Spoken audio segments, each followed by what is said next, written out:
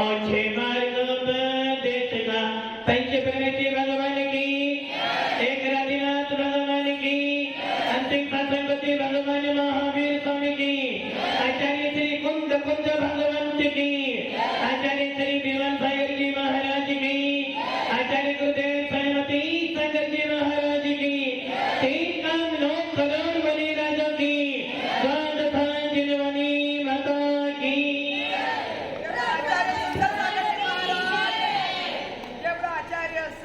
भक्ति आत्माओं, अंतिम तीर्थेश भगवान महावीर जो हमारे अंतिम तीर्थंकर हैं, जिन्होंने 42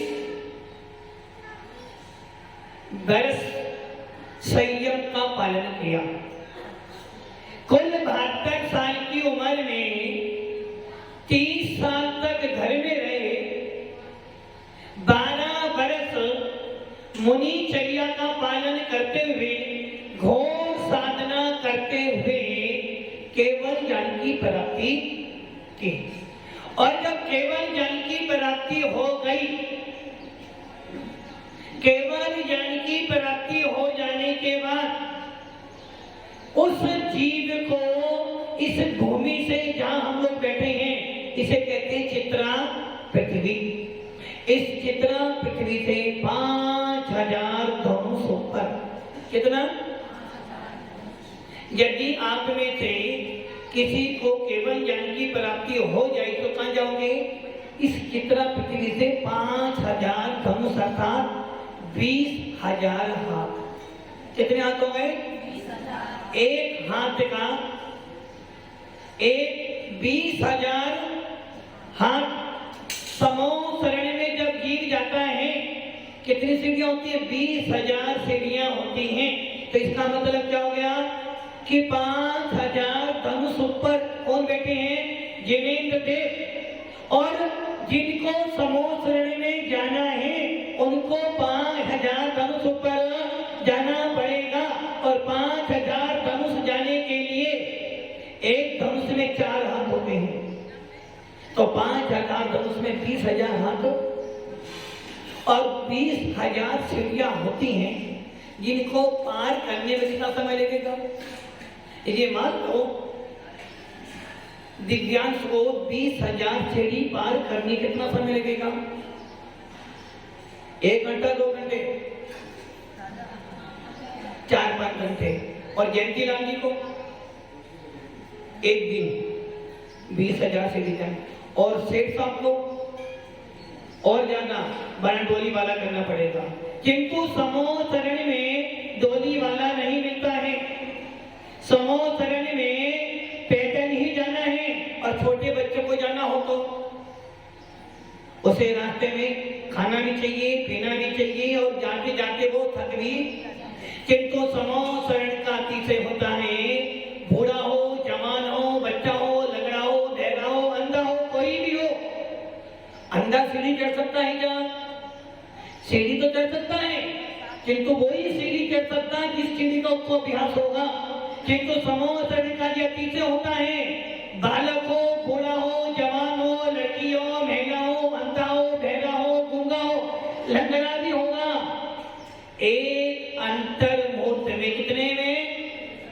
अंतर मुहूर्त अर्थात एक समय से लेकर 48 मिनट से पहले पहले वो 20,000 सीढ़ी पार कर लेगा। किसका पीछे? उस वीतरा मुद्रा का, जिस वीतरा जीव ने 4 घातिया कर्मों का विनाश किया। कितने कर्म होते हैं? 8 कर्म। कितने होते हैं? शायद पता नहीं होगा।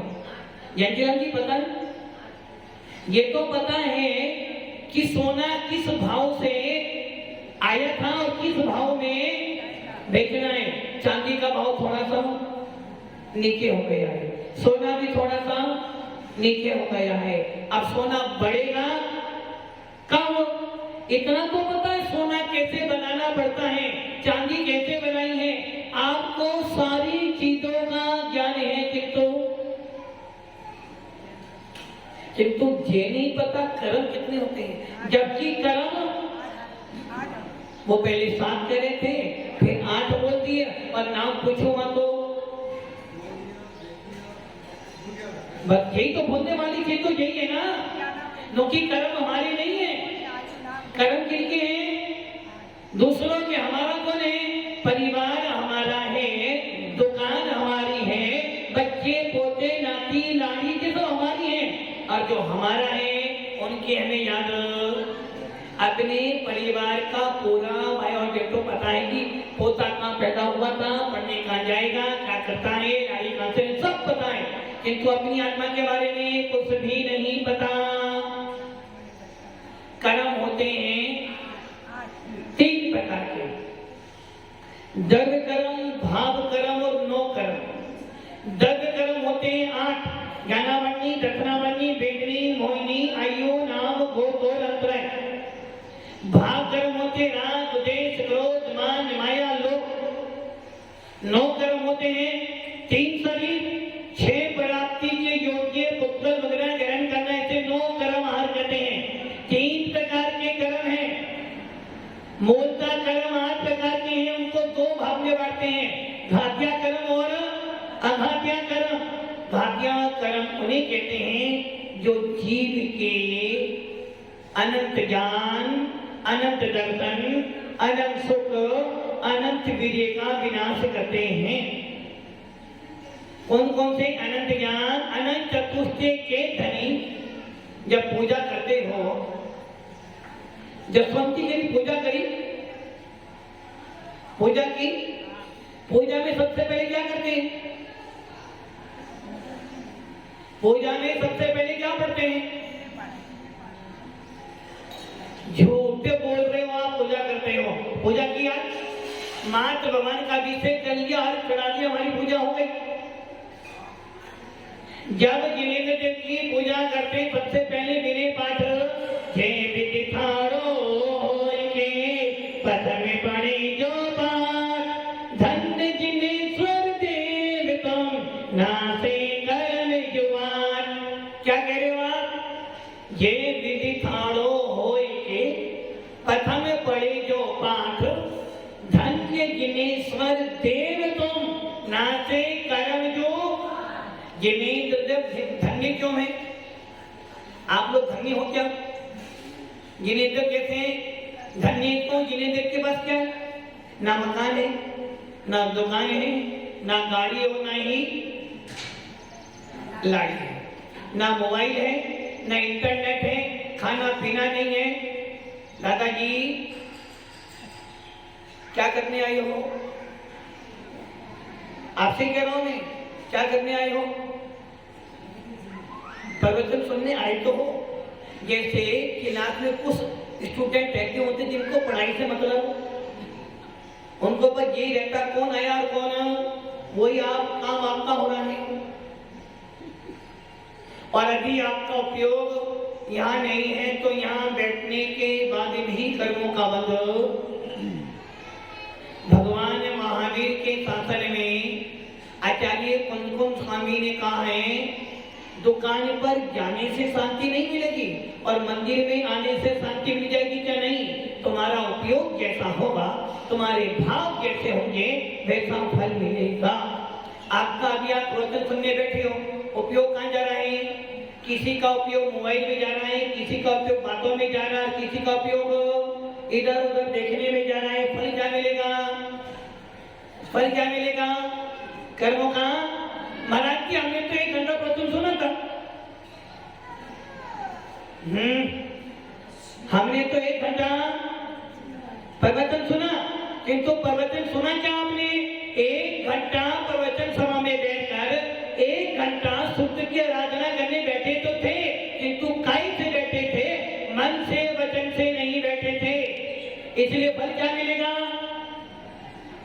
काय मांग मना कर्म योगा सा आश्रवा। मन वचन काय की क्रिया से कर्मों का आश्रय होता है। आप घर में बैठे हो, मन कहाँ भाग रहा है आपका? मन कहाँ गया? मोबाइल जो होता है, आपने एक बटन ऑन किया, 1 नंबर डायल किया, सीधा कहाँ गया? यूएस। कहाँ गया? आपने किससे बात करी? अपने परिवार से बात करी। बताओ मोबाइल कैसे पहुंचे वहां पर? मोबाइल कैसे पहुंचा? जो कि मोबाइल ने, आपके मोबाइल ने सामने वाले मोबाइल की किरणों को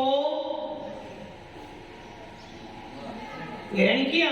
और मान लो आपने नंबर डायल किया और नंबर नहीं है तो पेपर मोबाइल अभी इस नंबर की लाइन व्यस्त, अथवा अभी मोबाइल रेंज में नहीं है, अथवा अभी टावर नहीं मिल रहा है। उसी प्रकार जब आप धर्म सभा में बैठे, आप बैठे तो हो, किंतु कैसे बैठे हो? उदासीनता से। जब ये कैसे बैठे? और अभी कैमरे वाला हो तो, कैमरे वाला हो तो बत्ती सी पूरी बाहर, और अभी कैसे बैठे जैसे फूल मुरझा गए। और कैमरे वाला हो तो, और उसमें लाइट जा रहा हो तो, फिर तो सारे मुझे ही देखे बस। और लाइट के देने वाला दाता लाता नहीं हो तो फिर तो और अच्छी तरह बैठोगे। तो हमारा सारा उपयोग प्रदर्शन में है, आत्म दर्शन के अंदर नहीं है।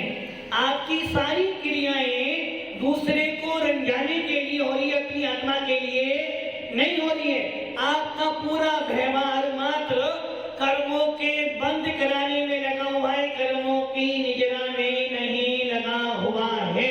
और यही कारण है कि आप 1 घंटा मंदिर में बैठे, 1 घंटा मुनिराज के पास बैठे, आपने किया क्या? मन की प्रवृत्ति अलग की, वचन की प्रवृत्ति अलग की, काय की प्रवृत्ति अलग की। और देखा 1 घंटा महाराज का प्रवचन सुना, कुछ भी लाओ कल से प्रवचन जाना। और एक व्यक्ति ऐसा भी था, कुछ नहीं जानता था, प्रवचन सुनने आया और बड़े मनोयोग से मन वचन काय से लगाकर गुरु की वाणी सुन रहा था। समझ में कुछ नहीं आया, किंतु उसने उद्देश्य 1 घंटे का सोचा, जो मुनिराज कह रहे हैं, जो मुनिराज सुना रहे हैं, यही सत्य है, इसके अलावा कोई सत्य। मैं अपने मन वचन काय से इस उपदेश को श्रद्धा करता हूँ, मैं अपने मन वचन काय से इस उपदेश पर आस्था रखता हूँ, समर्पण रखता हूँ। और वो घर गया, दुकान खोली, और 1 घंटे में जो काम नहीं तो सारे काम किसने कराए? सारे काम किसने करवाए? और जसवंत को मालूम पड़ा कि वो महाराज के पास में गया था, 1 घंटा बैठा था, और उसका जो काम सालों से नहीं हो रहा था वो काम हो गया। मैं महाराज के पास सवेरे भी जाता हूँ, दिन में भी जाता हूँ, शाम को भी जाता हूँ, रात में भी जाता हूँ, मेरा काम तो, मतलब कि महाराज जी मेरे साथ भेदभाव। अरे महाराज ने भेदभाव नहीं किया, तेरे भावों ने भेदभाव कर दिया।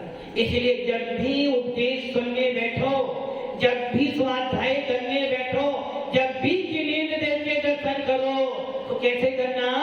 मन वचन काय की एकता।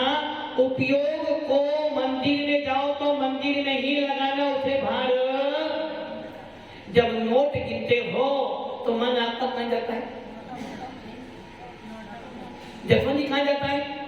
ओनली नोट गिनते हो कि एक भी नोट कम हो गया तो जब सोना तोलते हो ना तो जरा सा भी ध्यान। किंतु जब धर्म करते हो, मन कहीं भागता है, वचन कहीं भागता है, और काया कहीं भागता है। इसलिए कहा ना, मन में हो तो वचन से उतरिए, मन वचन में हो तो तन से। और आपने क्या किया? मन अलग, वचन अलग, काय अलग, तो फल क्या मिला? 0। इसलिए कभी भी कोई भी काम करो राजकुमार जी, जब भी कोई काम करो तो कैसे करना? उपयोग को उसमें लगाकर। जब बच्चा पढ़ता है और पढ़ते पढ़ते जरा सा इधर उधर देख लो तो क्या करते हो? क्या करते हो? डांटते हो। मन लगाते पढ़, मन लगाकर क्या कहते हो? मन लगाकर। तो उसको मन पढ़ नहीं लगो, मन तो लगा ही रहना। मन मतलब अपना उपयोग लगा, उपयोग जात कर इसे उपयोग लगा। उसी प्रकार जब तुम जिन्हें हो, जब बीच रास्ता के दर्शन करते हो, जब गुरुओं का उपदेश सुनते तो आपको भी अपना उपयोग लगाना चाहिए। मन लगाकर ध्यान देकर दे, बोलते ना, दर्शनम देव देवस्य दर्शनम पापनाशनम दर्शनम स्वर्ग सोपानम दर्शनम मोक्ष साधनम। इसका अर्थ क्या हुआ? इसका अर्थ क्या है? दर्शनम देव, जिनेंद्र देव के दर्शन करने से क्या होता है? पापों का आश्रय होता है। पाप आते हैं, पाप आते हैं ना, जाते हैं, विनाश होते हैं। कहां जाते हैं पाप? कहां जाते हैं पाप? भगवान के दर्शन करने से क्रोध उत्पन्न होता है? नहीं। भगवान के दर्शन करने से कसाई नहीं होती, नहीं होती ना। अभी देख लो, यदि अभी प्रवचन चल रहा हो और मैं जयंती लाल को कुछ बोल दूं तो क्या हो जाएगा? अभी क्या हो जाएगा? अभी परिणाम खड़ा हो जाएगा। अभी मैंने जयंती लाल जी को प्रवचन में 2 कठोर शब्द बोल दिए, अभी परिणाम कल से प्रवचन में नहीं जाना। क्या हुआ? आपने परिणाम खराब कर लिए। क्या कर लिया आपने? और अभी मैंने जयंती लाल की प्रशंसा कर दी, देख लिया, मेरे बिना तो महाराज कुछ काम ही नहीं करते। हर काम में क्या हुआ? छाती। लक्ष्मी जब आती है तो छाती। जयंती लाल जी, जब सोने का भाव बढ़ जाए तो आनंद आ जाएगा।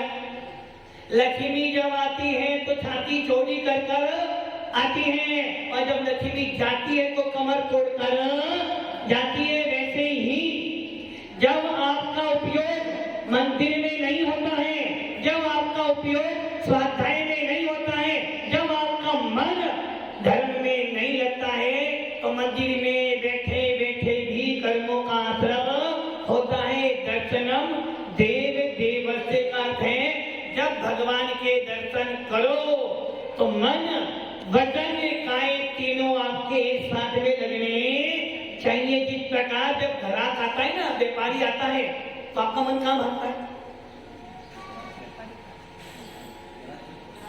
मनोज जी कहां भागता है? ग्राहक के पास ही लगा रहता है। 4 ग्राहक भी बैठे होंगे ना, तो चारों ग्राहकों को आप उल्लू बनाकर अपना माल। और धर्म की बात चल रही हो तो महाराज जी समझ में नहीं आ रही, आपका उपयोग वहां पर नहीं है। यदि बच्चा ध्यान से नहीं पढ़ता है तो डांटते भी और थप्पड़ भी मारते हो। उसी प्रकार जब तुम धर्म को अपने उपयोग पूर्वक नहीं करते हो तो कर्मों की मार पड़ती है, और जब कर्मों की मार पड़ती है तो आपके कर्म बंद हो जाते हैं।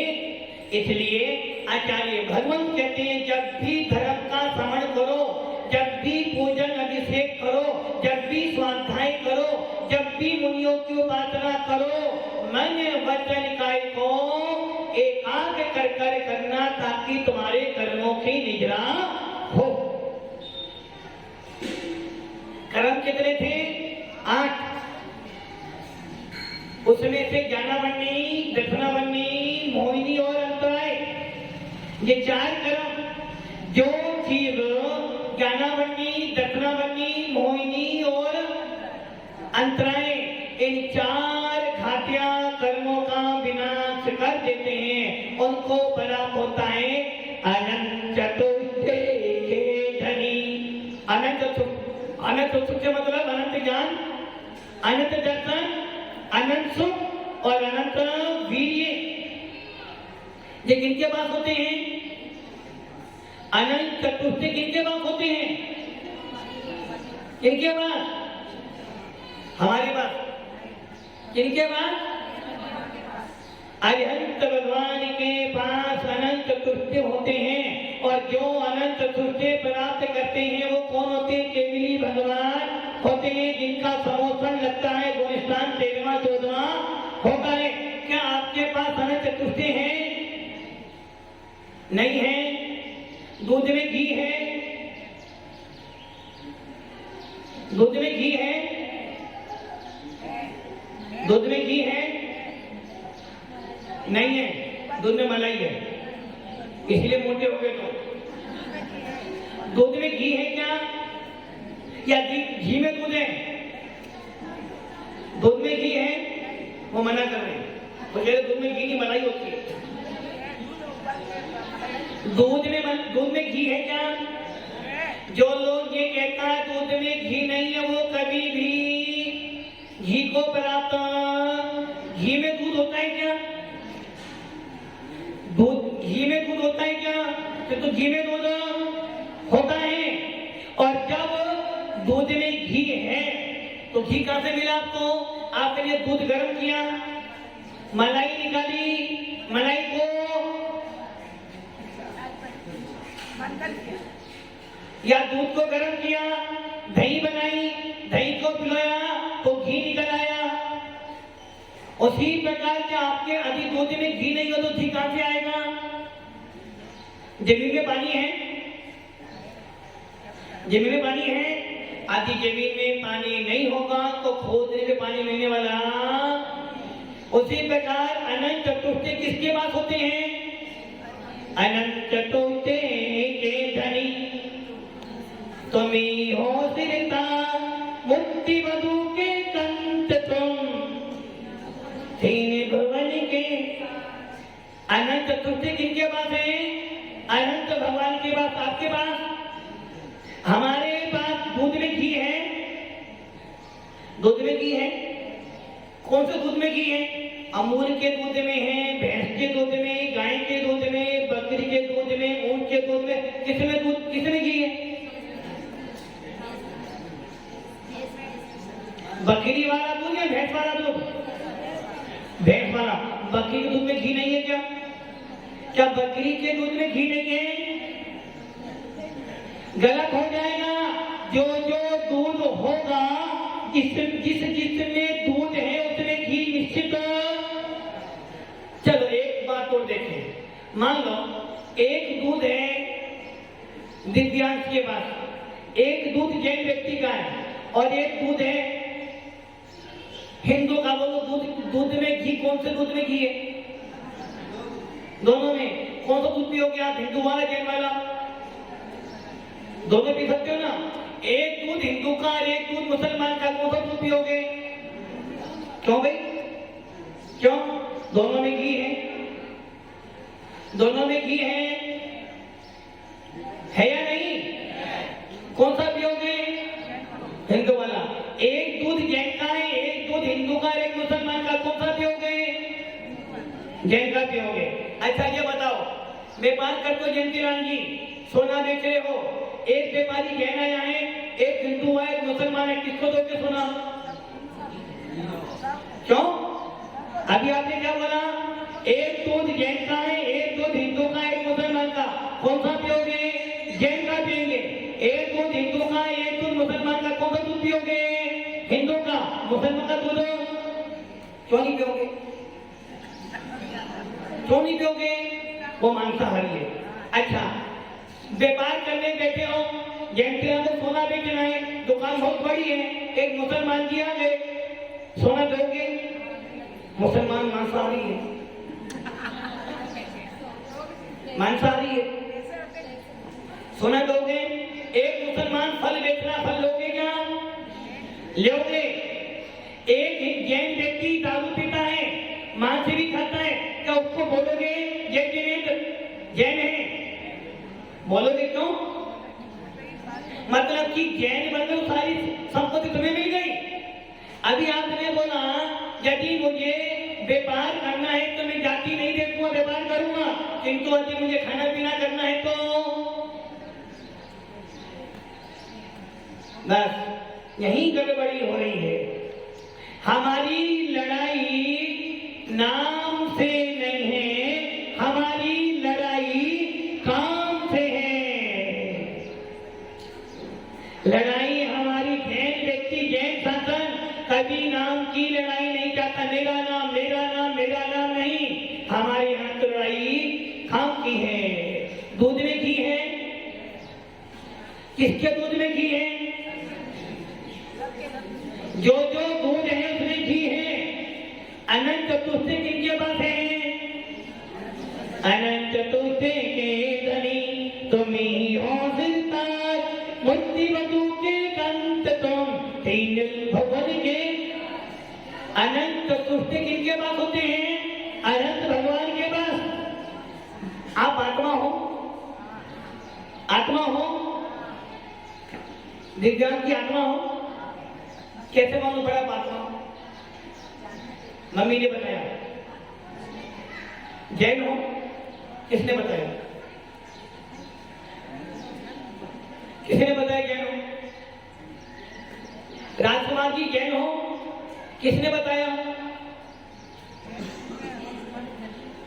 किसने बताया? मम्मी ने, पापा ने, दादा दादी ने? जैन हो, हाँ या ना?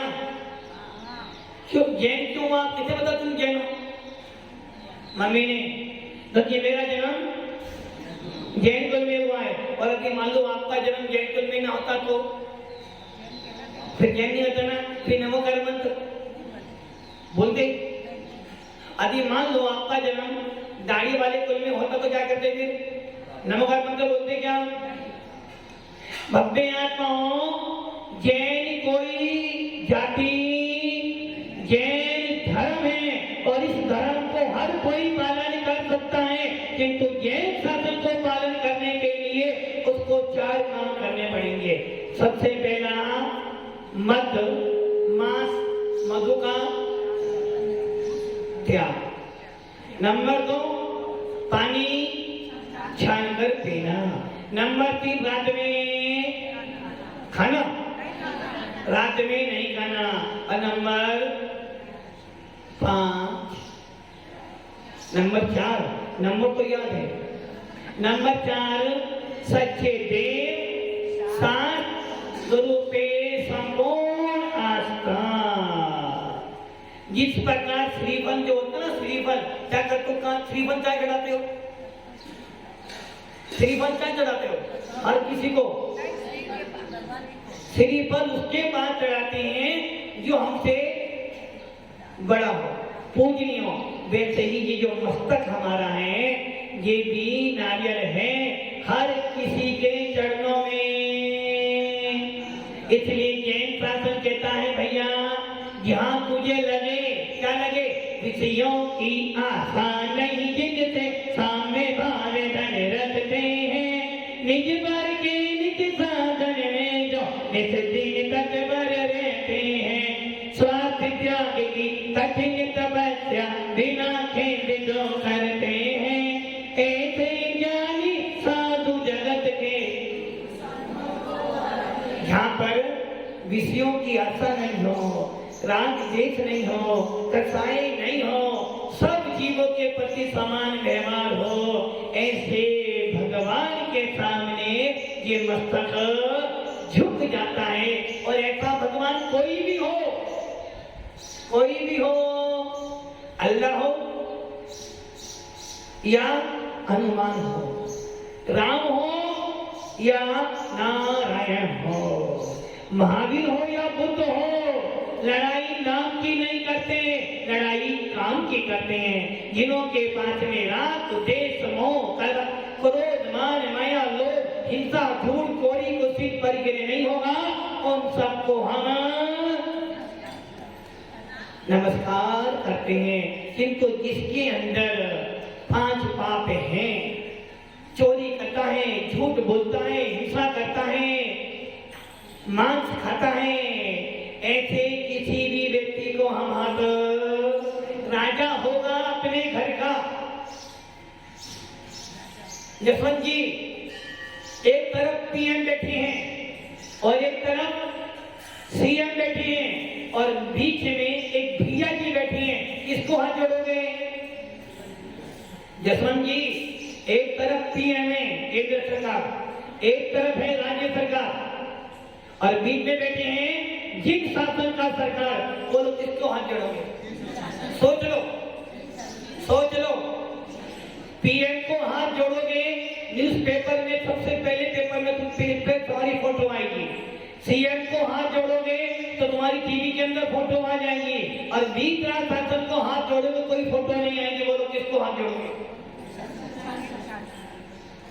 किसको हाथ जोड़ोगे? सोचो तो पहले एक बार। पीएम के साथ में तुमने फोटो निकाल दी तो पूरी यात्री में नहीं, पूरे डूंगरपुर जिले में सारा प्रशासन तुम्हारे पीछे लगा रहेगा। सीएम से हाथ मिला लोगे तो जयपुर जाओगे सीधा एंट्री तुम्हारी मिल जाएगी, किंतु वीतराग शासन के हाथ जोड़ोगे कोई एंट्री मिलने वाली नहीं तुम्हें। बोलो क्या करोगे? वो तो यही बोल रहे हो, यहाँ तो बोल रहे हो, और अभी ऐसा मंच मिल जाए तो क्या करोगे? बोलो। पहले पीएम, बाद में सीएम और बाद में भैया जी, सही है ना? ये ध्यान रख लेना, पीएम हो या सीएम हो, दिगंबर मुद्रा के सामने तो पीएम सीएम छोड़ो, स्वर्ग के देवता भी आकर मस्तक झुकाते हैं। इसलिए हमारे यहाँ लड़ाई नाम की नहीं है, लड़ाई काम की है। इसलिए भव्य आत्माओं, जिन्होंने 4 घातिया कर्मों का विनाश किया है, जिन्होंने ज्ञानावंडी, दर्शनावंडी, भेजनी और जिन्होंने ज्ञानावंडी, दर्शनावंडी, मोहिनी और अंतराय, इन 4 घातिया कर्मों का नाश कर अनंत चतुर्थी, अनंत ज्ञान, अनंत दर्शन, अनंत सुख, अनंत वीर्य प्राप्त किए। जो वीतराग शासन के अनुयायी है, जो मोक्ष मार्ग के नेता है, यदि ऐसे राम भी हैं तो उनको भी नमस्कार करते हैं, क्योंकि हमारे जैन शासन में राम भी हुए हैं, हमारे जैन शासन में हनुमान भी हुए हैं, और हमारे जैन शासन में रावण, कुंभकर्ण, मेघनाथ भी हुए हैं। हमारे जैन शासन में तो इंद्रजीत को भी भगवान मानकर पूजा जाता है। हमारे यहाँ तो रावण को भी भगवान मानकर पूजते हैं, और हनुमान तो हमारे मोक्ष में गए हैं, उनको भी पूजा जाता है। लड़ाई नाम की नहीं है, लड़ाई काम की है। इसलिए जैन शासन सारे संप्रदाय को मानता है, हर देवी देवता को मानता है, बस सत्य है। जैसा मैं वैसा तू। तो यदि एक राजा तुम्हारे सामने आ जाए तो क्या करोगे? हाथ जोड़ोगे क्या? हाथ जोड़ोगे या जय जिलेंद्र करोगे? नमस्ते बोलोगे, जय जिलेंद्र करोगे? क्यों? राजा है, नमस्ते नहीं बोलोगे? नमस्ते नहीं बोलोगे क्या? क्यों? राजा है ना। अरे वो राजा राज्य का है, मैं राजा अपने घर का हूं, तो राजा राजा तो बराबर है। हाथ तो जय जिलेंद्र तो कर सकते हैं, किंतु नमस्ते तो निर्गंथों का मार, निर्गंथों का मार ज्ञान में प्राणों से भी प्यारा है। निर्गंथों का मार, किनको हाथ जोड़ोगे? निर्गंथों को नमस्ते बोलोगे। इसलिए जैन शासन हर किसी को मानता है, जैसी जिसकी पात्रता होती है वैसा उसका सम्मान करता है। जिनको किसी भी वस्त्रधारी को, किसी भी राजनीति को, किसी भी कसाई व्यक्ति को नमस्ते नहीं करता है। इसलिए भव्य आत्माओं, जैन हो, सच्ची श्रद्धा, सच्ची आस्था उत्पन्न करो।